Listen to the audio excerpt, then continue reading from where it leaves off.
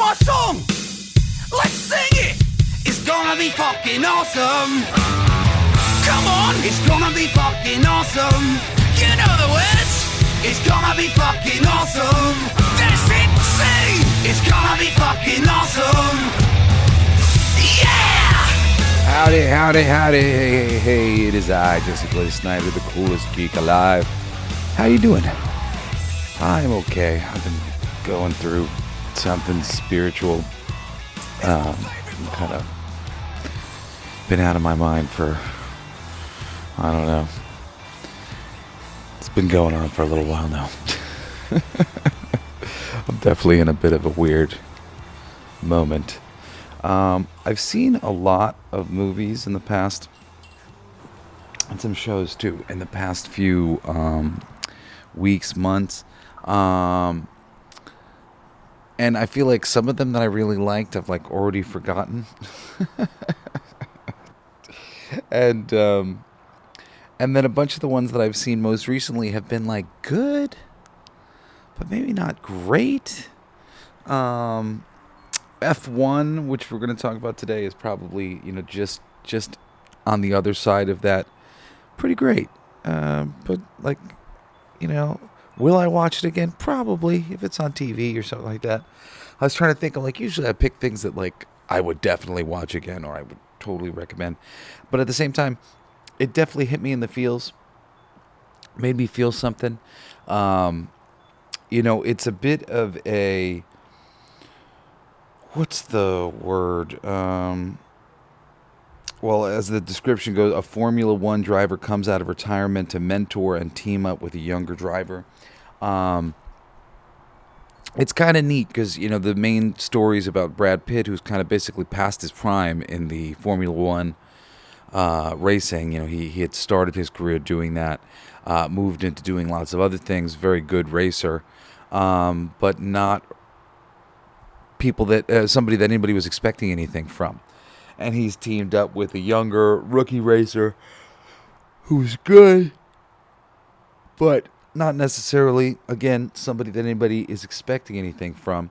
And he, these two butt heads but come together. The movie's a little bit of a romance with one of the engineers on the team.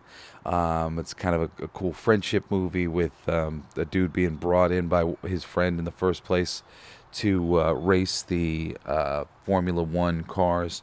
Who plays the friend, the main guy? Oh, it's Javier Bardem, who's really excellent. I really liked him in this movie a lot. The main two characters, obviously Brad Pitt, and then this dude, Damson Idris, who's solid.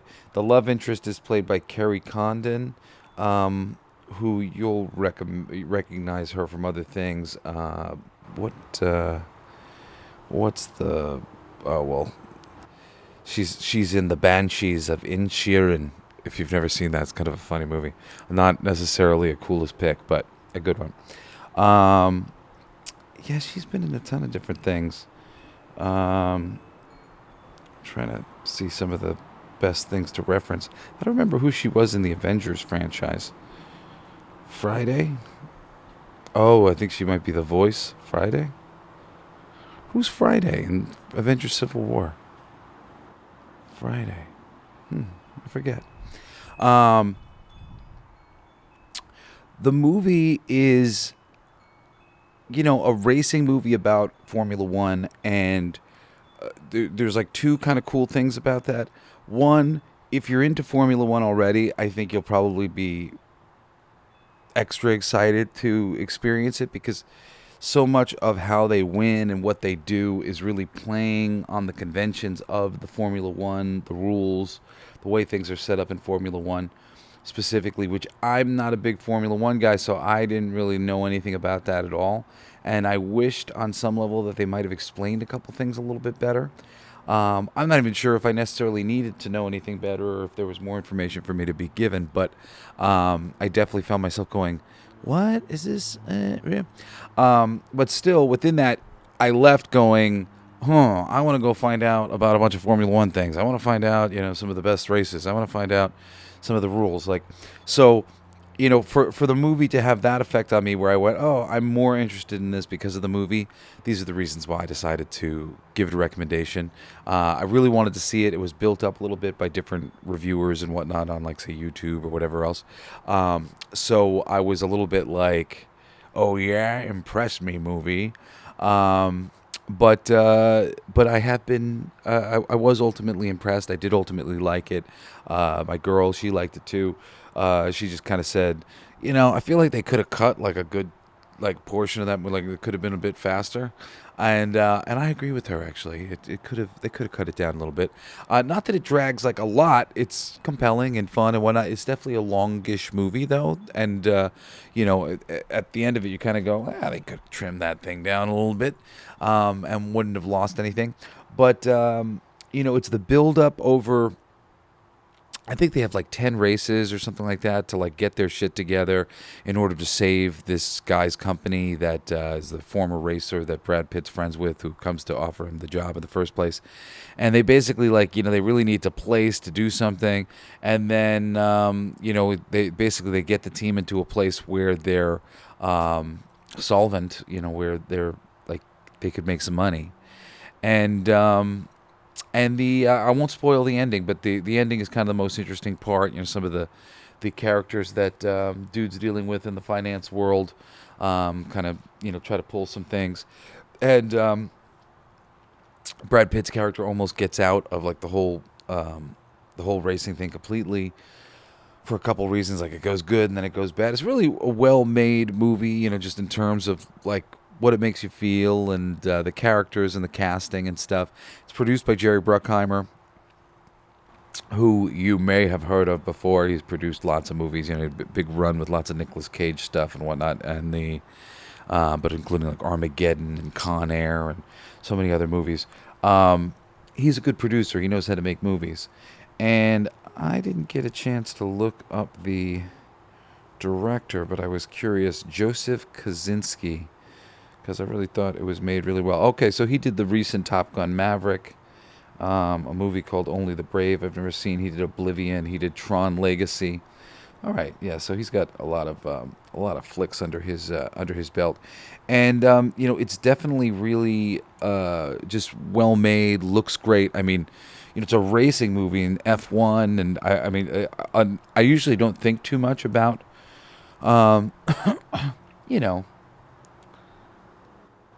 what I'm looking at, how it was shot when I'm in a movie. But with this one, with just all the racing stuff, like, you definitely were going, wow, interesting, how'd they shoot this, or how are they going to shoot that? And like, just thinking, just as you're watching the movie, like, wow, seems like a much, I don't know, tougher endeavor of something to shoot in the first place. So technically speaking, I would just say, it's impressive. It really is. The writer, Aaron Kruger, he's written Arlington Road, that's a good one, The Ring, Top Gun Maverick, and others. The Dumbo live action. It's so funny. Once these guys become like Hollywood writers, it's just like they get pulled into all sorts of madness. And you're like, Arlington Road, that's probably why he's a working screenwriter. And then you're like, Transformers, what? It's like a bunch of movies that aren't necessarily great. But yeah, the movie is solid. I do think that maybe it could have been trimmed down or whatever. But it's a cool movie. It'll get your adrenaline going. It'll hit you in the feels because it's got the friendship angle on a couple different levels. It's got the romance angle, and then it's just got the personal pursuit. The idea of somebody going out into the world because he really wants to feel something and do something and achieve something. And for me, especially right now, as I came into the show, I said, like, I've been feeling a little. It's been nice to watch some things that are just about like people winning, trying to achieve things. Like, so much of just not my frustration, on lots of different levels, like long term, of just being a creative person in this business, and on a lot of levels, and really knowing that I have to do it all myself, because the industry and the system is just so fucked up, and just would, God damn it, like, for everybody. I just feel for everybody, and like there's like so much frustration, and there's like, I'm just at a certain point in my life where I'm like, do I want to do this? Do I want to do this? Like, what am I really willing to do? Because there's a lot of shit that I don't want to fucking deal with anymore. Of the system, social media. I recently left social media again. I'm only on Facebook now, on my own personal Facebook. I've got a professional Facebook. I've got a Twitter. Technically, I've got a whole bunch of these things, and I just don't want to play this stupid game anymore. So seeing some people who are still willing to compete, at a certain level. It's not like that. I'm not competing. I care about that, really being good at what you do. And it was nice. I watched this movie and I watched a couple other ones. I've got some more in the pipeline that I want to watch in terms of just movies about achievement. Recently I watched a documentary. I wanted to show it to my girlfriend called Man on a Wire or Man on Wire. Literally documentary about the dude who put a tightrope between the World Trade Centers shortly after they were built and walked across the tightrope and did a whole routine high above New York City on this tightrope. He'd also done that, I think, at Notre Dame and another place.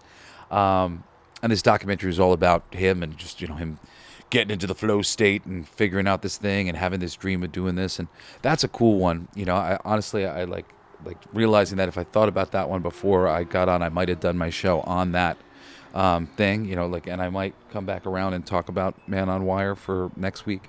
But I will also say, I watched a movie called The Luckiest Man in the World, which again, I'm not it was good. I liked it. Is it great? Do I want to recommend it for Coolest Pick? I'm kind of on the fence about it. I might come back around and recommend that one. And I started watching Workaholics, which I'm really liking a lot. I like those actors who have gone on to do other things. I've occasionally caught a Workaholics episode here or there. And I would enjoy it, but I just never got deep into it. And I'm watching it on Amazon right now, and I'm actually enjoying it a lot. So I think I'm probably going to come around and talk about that one at a certain point. I don't know if Ballerina is also another one that I saw recently. I don't know if I'm necessarily going to come and recommend Ballerina. I did like it, okay. But a lot of these movies were movies that were recommended to me, and then or on whatever level seemed like a good thing to check out, and I was I liked it, but I wasn't necessarily over the moon. So I might skip some of these guys and go to my list of some of my favorite movies of all time. I've got a long list of movies that I want to talk about on this show, and so I may skip to those. But mentioning to you Ballerina, The Luckiest Man in the World, which is a true, based on a true story about a guy who went on this game show, Press Your Luck, and won the most money that anybody had ever won on a game show at the time. And it's certainly just the fact that it's based on a true story is interesting. Kind of maybe worth watching it without watching the trailer. Actually, I would recommend that one without the trailer. And Man on Wire, Free Solo. There's a couple. I didn't watch Free Solo recently, but just worth mentioning some of those movies. Anyway, I liked F1. I think it's definitely something worth watching in the theaters, and might have been something that was worthy of getting some of those advanced things, 3D or otherwise, on the bit. It's really well shot, well put together. It's a solid ass movie. So right now, as I've said, I've got 2 Kickstarters that haven't gone live, but they're going to be going live in the next couple months. One is for a Jesse Blaze box set of music. It's 9 albums. It's going to be really cool. I just took a pause in my creation of all of the materials for it, but it's very cool. For those of you who have never listened to my music before, you do listen to my theme song. I wrote that. Jesse Blaze on iTunes, Spotify, wherever you listen to music, and you can listen to some of the stuff that I've released so far. This box set will include a new album and some things that are only available on YouTube and a couple different places. And actually, it's going to include a bunch of things that aren't available anywhere. So you can sign up for notifications on Kickstarter for Jesse Blaze box set, USB, whatever other shit that we're offering there. There'll be some vinyl options for a couple of the records. And then there's another Kickstarter campaign for Sugar and Bones magazine, the first issue. It's going to be a quarterly magazine. It's like on par with Heavy Metal magazine, but a little bit more magazine oriented. It's going to be, demonstrating comics and other sort of art forms at the highest level imaginable. Getting tutorials and teachings from artists and photographers and writers who do this at a high level, and celebrating those artists and films and bands and the greatest art achievements that we have on Earth, so that these things are not lost and we can continue to celebrate brilliance of all variety. Anyway, I'm really excited about both these things, especially Sugar and Bones magazine. We've got another Kickstarter that's going to be following up this whole thing with the hemp plastic, which I've been talking about a little bit, and we'll talk about that more when it gets closer. If you don't listen to my show on Monday, Everything They Don't Want You to Know, on esoteric wisdom and fucking conspiracy and all sorts of shit like that, you should be listening to it. It's excellent. I do it every Monday. And usually, of course, I do this show on Saturday. Usually I do the show on Wednesday, and I hope you will join me this coming Wednesday and again next Saturday for another fucking awesome episode of the Coolest Geek Alive. Love you guys. Peace. You've been listening to Coolest Geek Alive with me, your host, Jesse Blaze Snyder. Don't forget to rate, comment, and subscribe for more excellent geek culture content. Thanks for listening. It's my favorite part.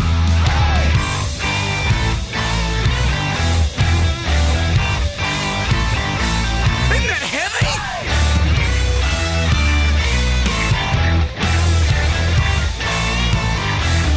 I'll play that. It's gonna be fucking awesome. Coolest alive.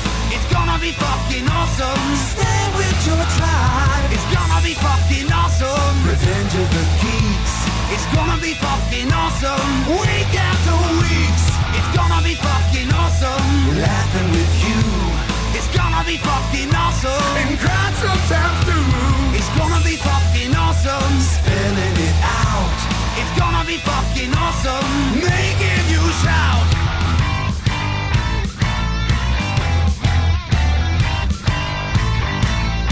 I'm a genius. I got lyrics coming out me bum for days.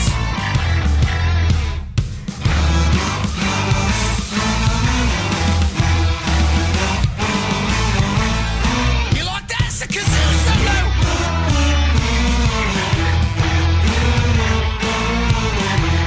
I played that too. It's gonna be fucking awesome. Talking some shit. It's gonna be fucking awesome. Living your shit. My voice is fucking awesome. Food in our mouth. It's gonna be fucking awesome. Get in the mouth. It's gonna be fucking awesome. Tell all your friends.